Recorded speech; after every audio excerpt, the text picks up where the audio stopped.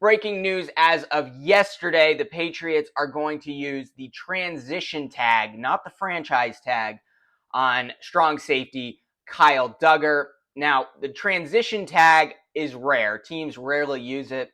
In fact, Dugger is the 6th NFL player in the last 15 years to get the transition tag. So really, only one team does it every few seasons. Like, it's rarely used.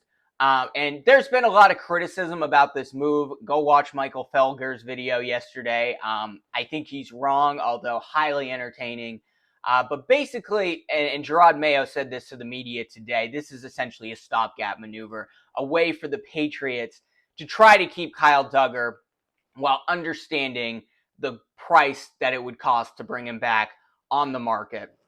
And really, teams only use the transition tag if there is a discrepancy between what the player thinks they're worth and what the team thinks they're worth. Now, if the Patriots had franchise tagged Kyle Dugger, it would cost somewhere north of $17 million, which would make him one of the highest paid safeties in the league. The transition tag puts him a little bit south of $14 million. I think it's 13.8, something along those lines, which puts him kind of in the top 10 range of NFL safeties.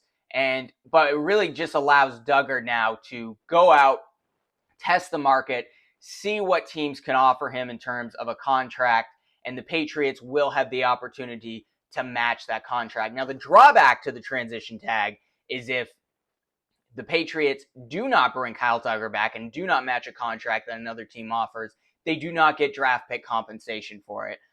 Unlike, I believe, the franchise tag, which allows you to do that, but please correct me if I'm wrong.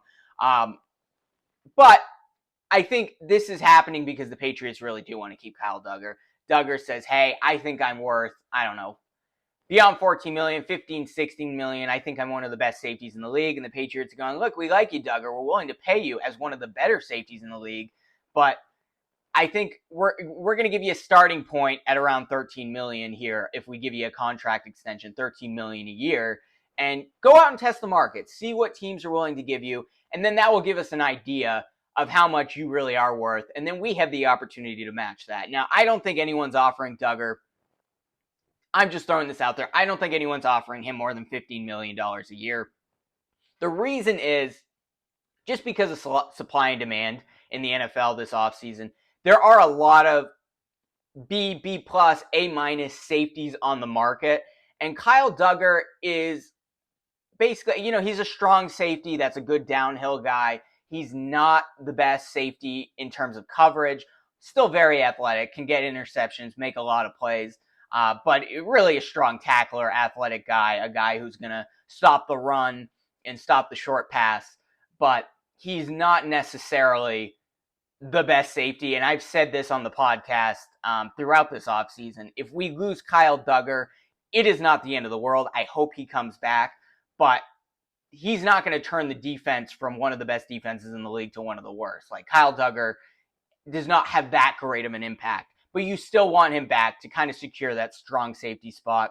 And look, he's going to be turning 28 years old, I believe, sometime this offseason. So he'll be 28 years old next season. That is an age where he is looking for really his last and only lucrative contract. He entered the league as an older safety coming out of Lenore-Rhine. Obviously has been very effective with the Patriots. Seems like a real foundational captain type piece for the Patriots, a guy you want to work with that replaces the McCourtys and the Slaters of the world in the locker room. But there is obviously an issue here between the Patriots and Dugger in terms of negotiations. So this gives them an opportunity to see how much Dugger is worth on the market. And I would expect the Patriots to match that. Now, I know a lot of people are also asking, why aren't you franchise tagging Michael Onwenu? He seems to be the number one priority this offseason. Whether you put him at right guard, he's probably an all-pro right guard, at least a Pro Bowler right tackle if he's playing that position. At least secure that because the offensive line is an absolute mess right now. Keep what's working. I think this is actually a reason for optimism with Michael Onwenu because what's happening with Dugger is obviously he thinks he's worth more, and the Patriots are willing to provide at this moment, allowing him to test the market, and then they can match it and bring him back.